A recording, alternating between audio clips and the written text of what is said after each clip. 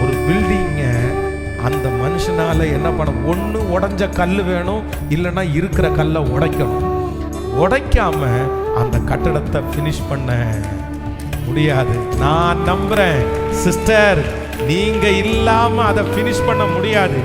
Brother, நீங்க இல்லாம அந்த குடும்பத்தை பினிஷ் பண்ண முடியாது. ஒருவேளை நிறைய பேர் தூக்கி தூக்கி போடலாம், பிள்ளைங்க தூக்கி தூக்கி போடலாம், இது வேண்டான்னு தூக்கி தூக்கி போடலாம். ஆனா ஆண்டவர் இன்னைக்கு தீர்க்க தரிசனமா கர்த்தர் சொல்றாரு, இல்ல நீங்க அந்த இடத்துல இருந்தாதான் பினிஷ் ஆகும்.